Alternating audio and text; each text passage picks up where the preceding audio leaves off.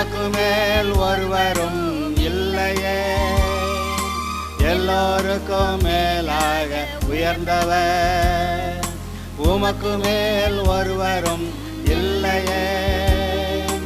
அல்லேலூயா, அல்லேலூயா, அல்லேலூயா, ஆமென். அல்லேலூயா, அல்லேலூயா, அல்லேலூயா, ஆமென். ஒருவரால் சிருஷ்டிக்கப்படாமலே தாமாக என்றென்றும் இருப்பவர். ஒருவரால் சிருஷ்டிக்கப்படாமலே தாமாக என்றென்றும் இருப்பவர். அல்லேலூயா, அல்லேலூயா.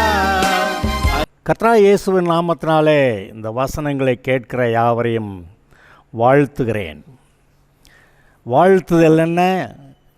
நீங்கள் எல்லாரும் இந்த தேவனே தேவன் என்று, இயேசுவே இரட்சகர் என்று அறிந்து கர்த்தராகிய இயேசு கிறிஸ்து மூலமாய் ரட்சிப்பை பெற்று, ரட்சிப்பு மட்டுமல்ல, இந்த பூமியிலே நாம் எப்படியெல்லாம் பரிபூர்ண ஆசீர்வாதத்தோடு வாழ்ந்திருக்கலாமோ அந்த ஆசீர்வாதங்களை எல்லாம் பெற்று முடிவிலே பரலோகம் செல்வதை நினைத்து பார்த்து, உங்களுக்கு அப்படி எல்லா ஆசீர்வாதங்களும் உண்டாக கடவுதென்றும் முடிவிலே பரலோகம் உண்டாக கடவுதென்றும் நான் உங்களை வாழ்த்துகிறேன். இப்பொழுதும் கூட சொல்லப்படுகிற இந்த வார்த்தைகள் சுவிசேஷ வார்த்தைகள்.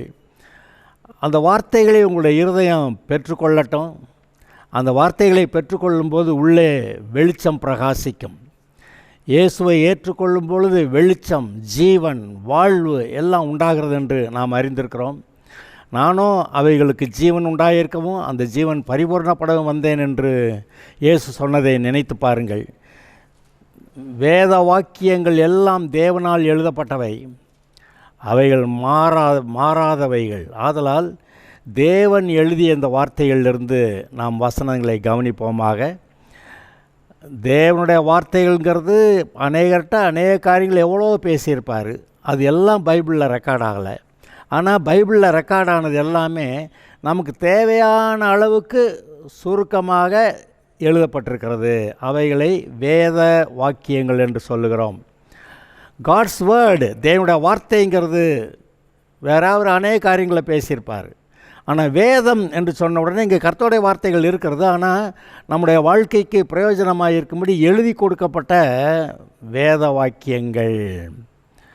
வேத வாக்கியங்கள் மாறாதவை.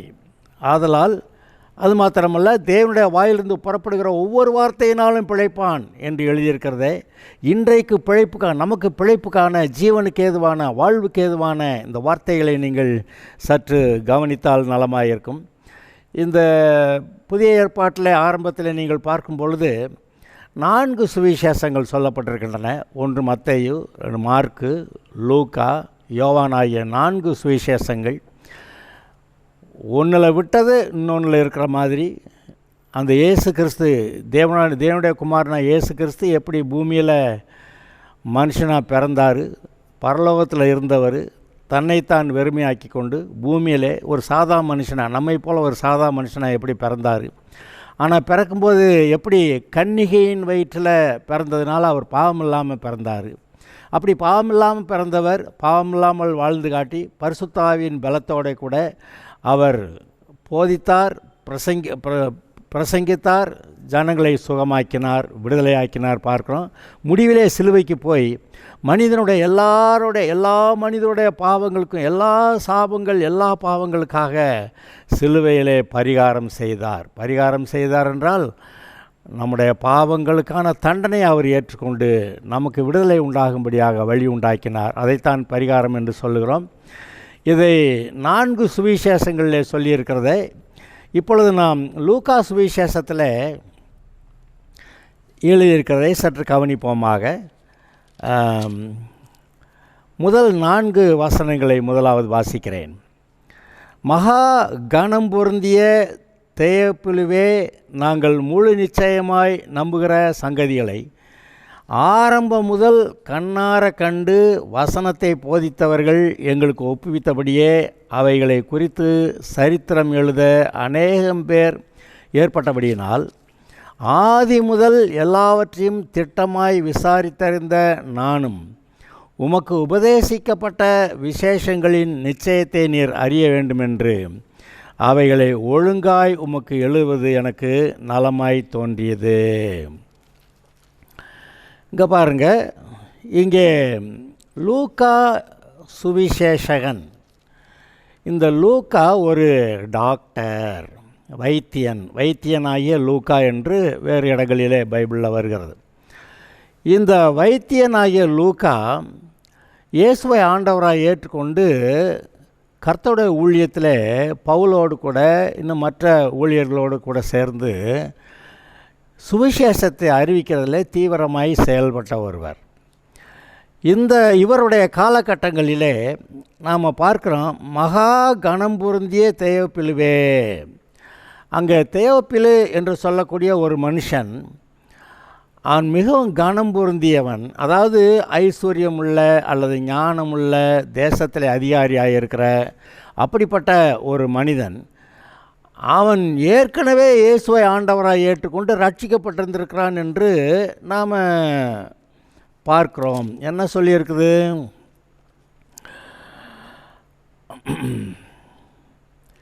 ஆதி முதல் எல்லாவற்றையும் திட்டமாய் விசாரித்திருந்த நானும் உமக்கு உபதேசிக்கப்பட்ட விசேஷங்களின் நிச்சயத்தை, எனது தேயோப்பிலுவுக்கு அறிவிக்கப்பட்ட விசேஷங்களின் நிச்சயத்தை நீர் அறிய வேண்டுமென்று அவைகளை ஒழுங்காய் எழுதுவது எனக்கு நலமாய் தோன்றிற்று.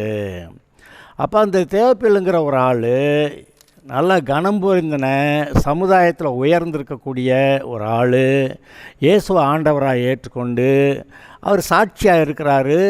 அவருக்கு தெரிஞ்ச மட்டுக்கு அவர் ஊழியம் செய்கிறாரு. கனம் பொருந்திய மனுஷனுங்கிறதுனால அவர் பேசுகிறத கவனிப்பாங்க மக்கள்.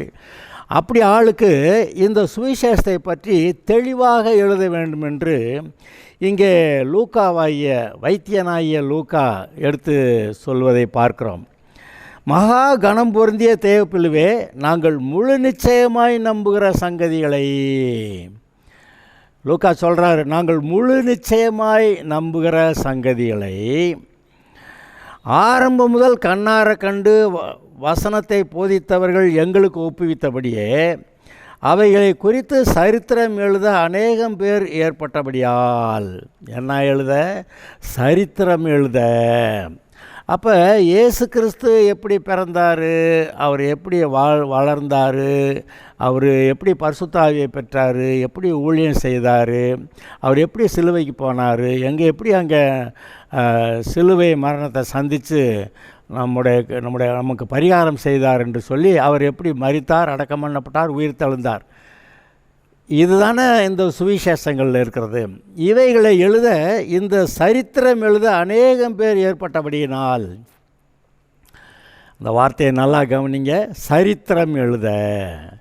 இது ஏதோ கதையல்ல, புராணம் அல்ல, இது உண்மையாய் நடந்த சரித்திரம். அதனால தான் கிமு கிபி என்று இந்த காலங்கள் பிரிக்கப்பட்டிருக்கின்றன. கிறிஸ்துவுக்கு முன், கிறிஸ்துவுக்கு பின் என்று வரலாறு பிரிக்கப்பட்டு விட்டது. கேலண்டரில் பார்த்திங்கன்னா இப்போக்கி கிறிஸ்துவுக்கு பின் 2024 வருஷத்தில் நம்ம இருக்கிறோம். ஆக இது வரலாறு. இயேசு ஒரு வரலாற்று புருஷன்.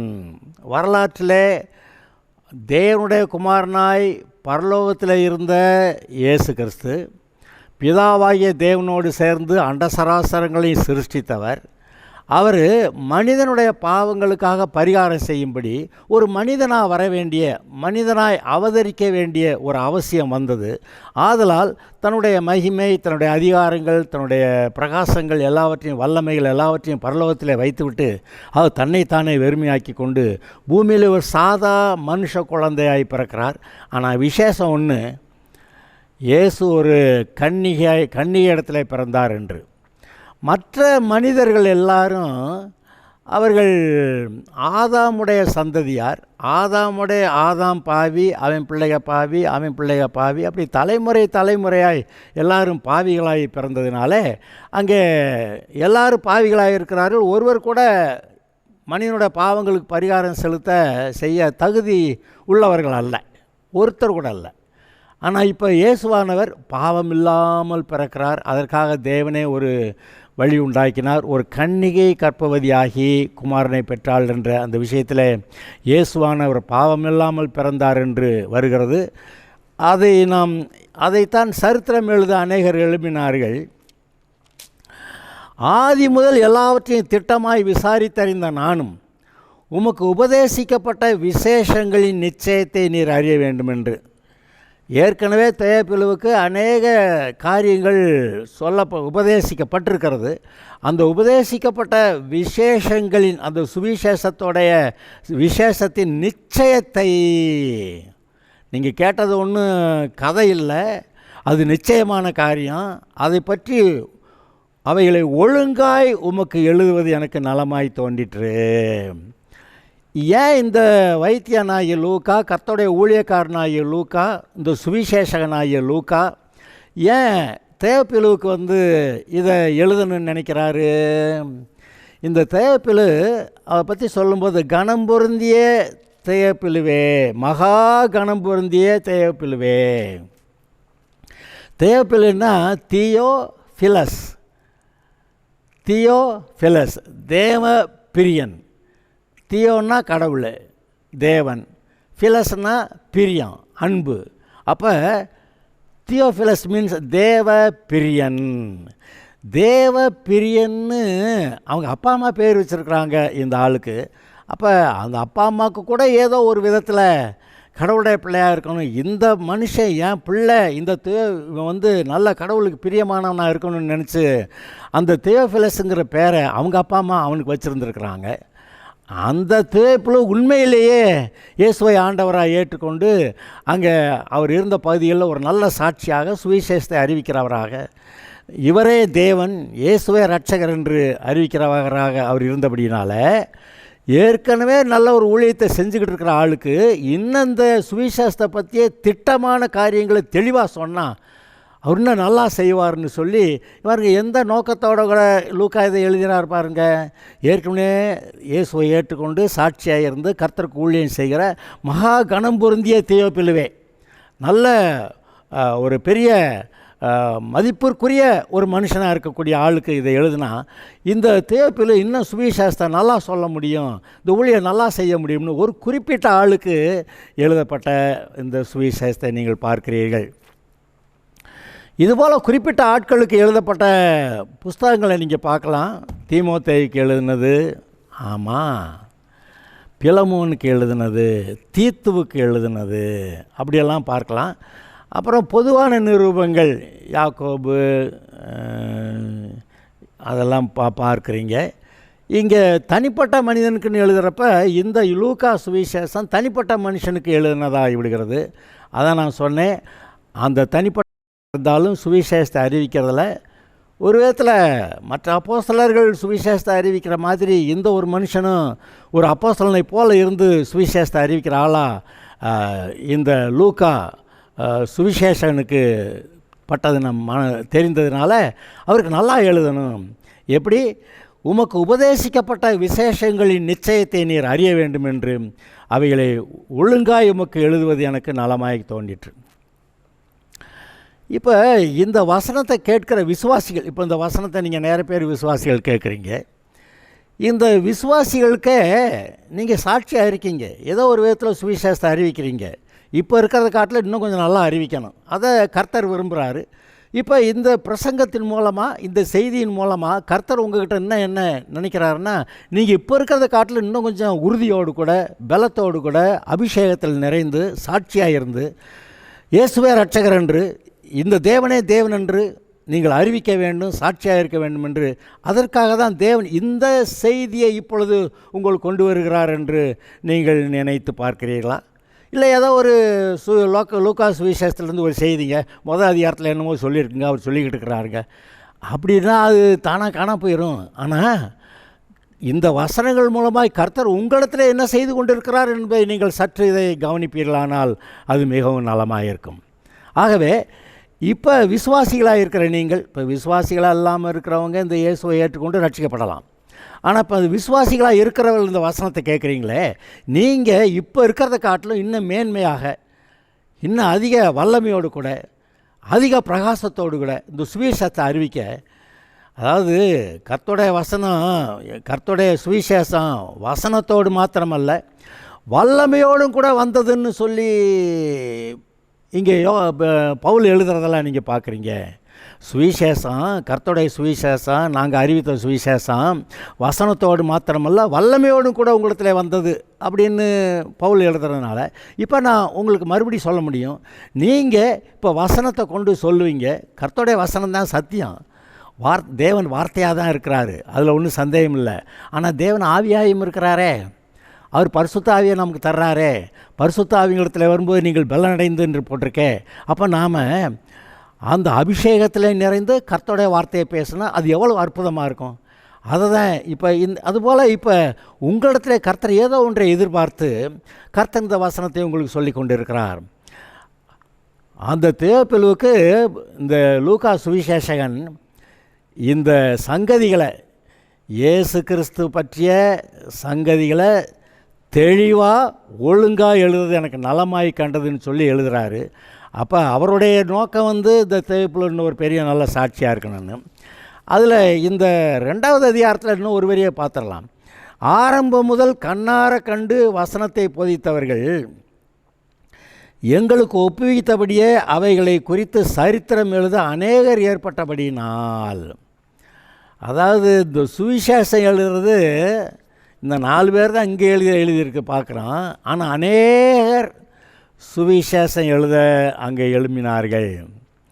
அநேகர் எழுதுறதை கேட்டாலும் அது ரொம்ப அதிகமான வாசிக்கிறதுக்கு வந்துடுது, அதிகமான புஸ்தகங்கள்.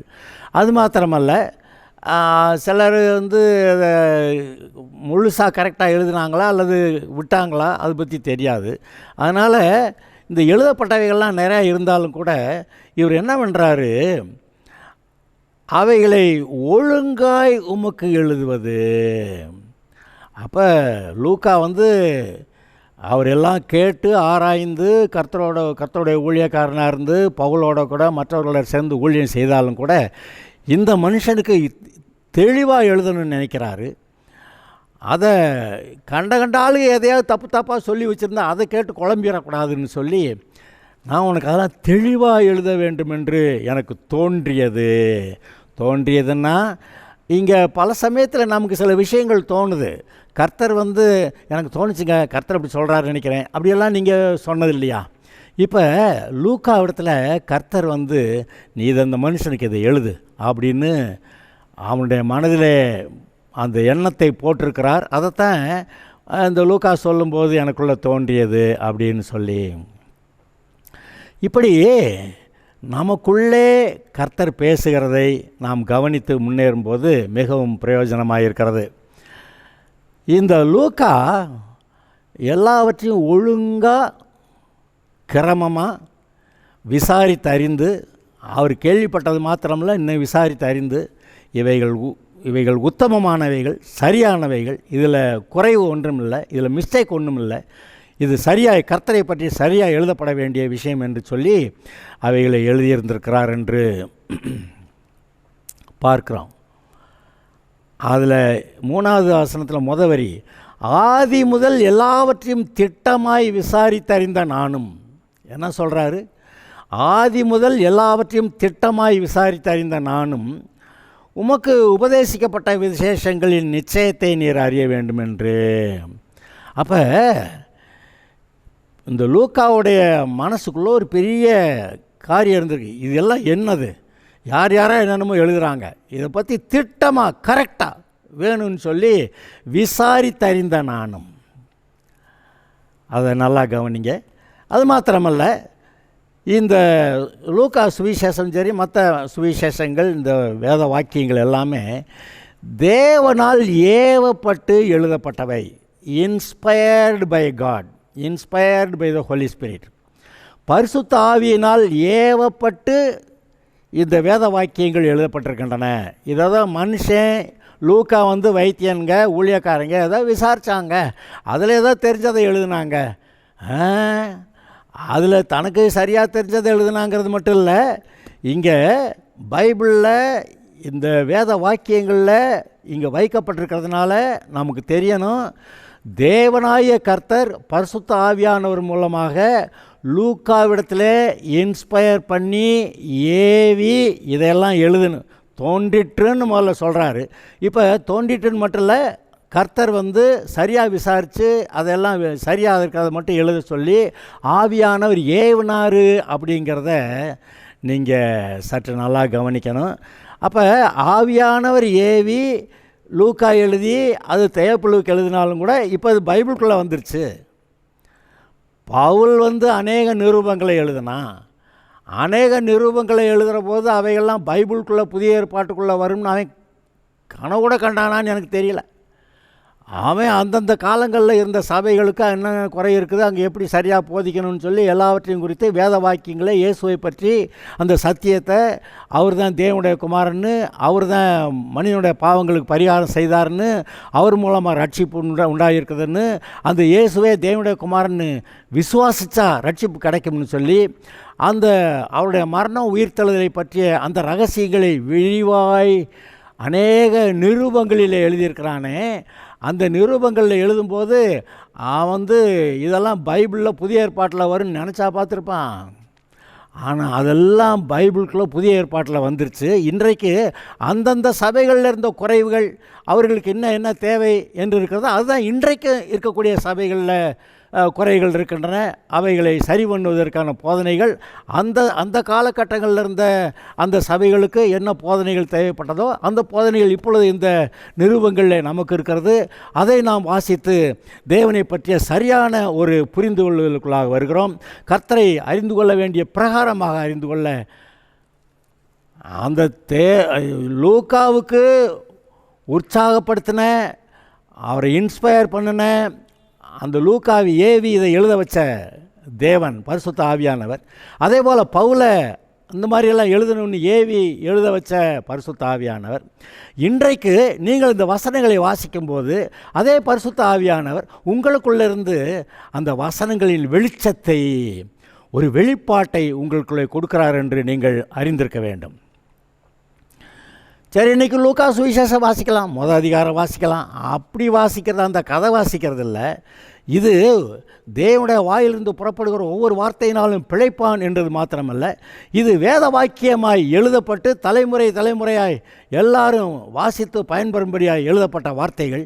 எழுதப்பட்ட மற்ற பாட புஸ்தகங்கள்லாம் எழுதுனது தான், படித்தா அவ்வளோதான், கதை முடிஞ்சிருச்சு. ஆனால் இந்த வசனங்கள், வேத வாக்கியங்கள் பரிசுத்த ஆவியினால் ஏவப்பட்டு எழுதப்பட்டபடியாலே இன்றைக்கு நீங்கள் வாசிக்கும்போது அதே பரிசுத்த ஆவியானவர் என்ன அர்த்தத்தோட என்ன காரியங்களை நீங்கள் அறிந்து கொள்ள வேண்டுமோ, எப்படி சத்தியத்தை அறிந்து கொள்ள வேண்டுமோ, எப்படி தேவனை அறிந்து கொள்ள வேண்டுமோ, எப்படி இயேசுவை பரிசுத்த ஆவியானவரை அறிந்து கொள்ள வேண்டுமோ, அதுபோல் நீங்கள் அறிந்து கொண்டு தேவனை அறிகிற அறிவில் நீங்கள் வளர்ந்துனா பலசாலி ஆகிருவீங்க. தேவனை அறிகிற அறிவில் வளர்ந்தாக்க நீங்கள் அந்த தேவனுடைய குணாதிசயங்களை நீங்கள் உடையவர்களாக தேவனை போல் மாறிக்கிட்டு இருப்பீங்க. தேவத்துவம், த எசன்ஸ் ஆஃப் காட், அந்த தேவனுடைய குணாதிசயங்கள் உங்களுக்குள்ளே பெருகி கொண்டு இருக்கும். அங்கே பேதுரு எழுதும்போது நாம் ஒரு வரியை நான் உங்களுக்கு சொல்கிறேன். 2 பேதுருவில் ஒரு வரி, தேவனையும் முதல் அதிகாரத்தில் 2வது வசனம், 2 பேதுரு முதல் அதிகாரம் 2வது வசனம், தேவனையும் நம்முடைய கர்த்தராகிய இயேசுவை அறிகிற அறிவினாலே உங்களுக்கு கிருபையும் சமாதானமும் பெருக கடவது. தேவனை அறிகிற அறிவினால் உங்களுக்கு கிருபையும் சமாதானமும் பெருகுமாங்க. கவனிக்கிறீங்களா? இப்போ இந்த வசனம், தேவனை அறிகிற அறிவினால் உங்களுக்கு சமாதானமும் கிருபையும் பெருகுமா. கிருபைன்னா ஆசீர்வாதத்தின் ஊற்று. தம்முடைய மகிமையினாலும் காருண்யத்தினாலும் நம்மை அழைத்தவரை அறிகிற அறிவினாலே, தேவனை அறிகிற அறிவினாலே ஜீவனுக்கும் தேவபக்திக்கும் வேண்டிய யாவற்றையும் அவருடைய திவ்ய வல்லமையானது நமக்கு தந்தறினதுமின்றி அவர் அறிவினால் நமக்கு கர்த்தருடைய எல்லா ஆசீர்வாதங்களும் வருதான். இச்சையினால் உலகத்தில் உண்டான கேட்டுக்கு தப்பி திவ்ய சுபாவத்துக்கு பங்குள்ளவர்களாகும் பொருட்டு. என்னது, நீங்கள் தேவனை அறிவில் வரும்போது தேவனுடைய சுபாவத்துக்கு நீங்கள் பங்குள்ளவர்களாகும் பொருட்டு இந்த வசனங்கள்லாம் அளிக்கப்பட்டிருக்கிறதுன்னு எழுதுகிறார். அதை கவனிங்க.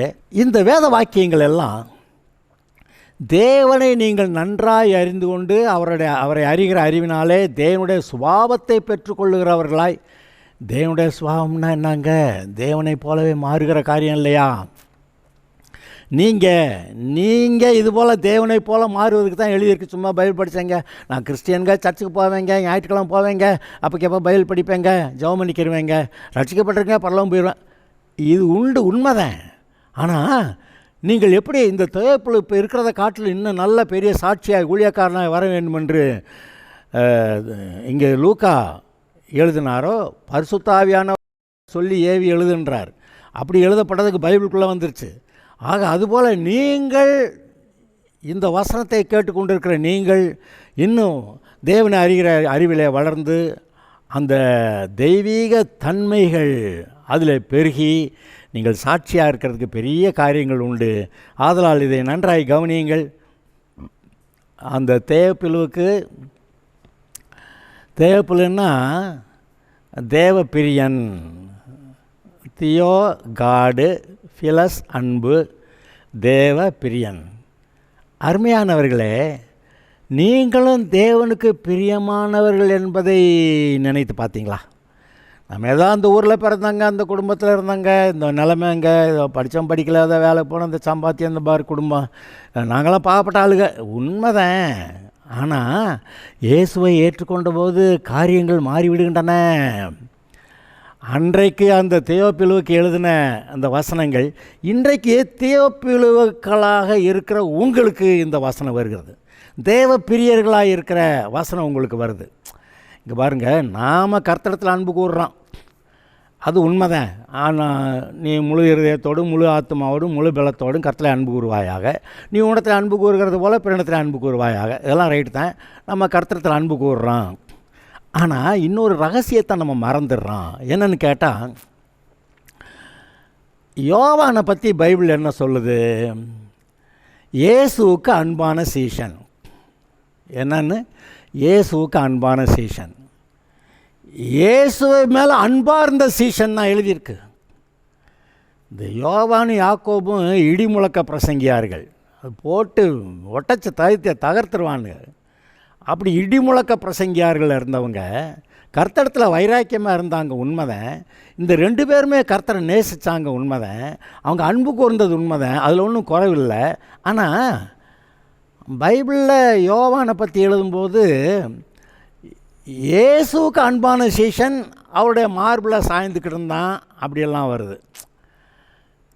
இயேசுவுக்கு அன்பான சீஷன், இவன் அன்பு கூர்ந்ததை பற்றி சொல்லாமல் இயேசு இவனிடத்தில் அன்பு கூர்ந்த, இவனிடத்தில் இவன் அன்பாக இருந்த சீஷன்னு யோவானை பற்றி சொல்லியிருக்கு. நான் இப்போ உங்களுக்கு சொல்கிறேன், நீங்கள் இயேசுவுக்கு அன்பான சீஷன்னு இப்போ நான் சொன்னால் அது உங்களுக்கு விளங்குதா? இயேசுவை பற்றி தேவன் என்ன சொன்னார்? இதோ என்னுடைய நேசகுமாரன், இவரிடத்துல பிரியமாக இருக்கிறேன். இப்போ உங்களை பற்றி சொல்கிறாரு, இதோ என்னுடைய நேசகுமாரத்தையும் இடத்துல பிரியமாக இருக்கிறேன். இந்த கர்த்தர் நான் பேசலைங்க, கர்த்தர் உங்கள்கிட்ட பேசிக்கிட்டு இருக்கிறாரு, கவனிச்சிங்களா?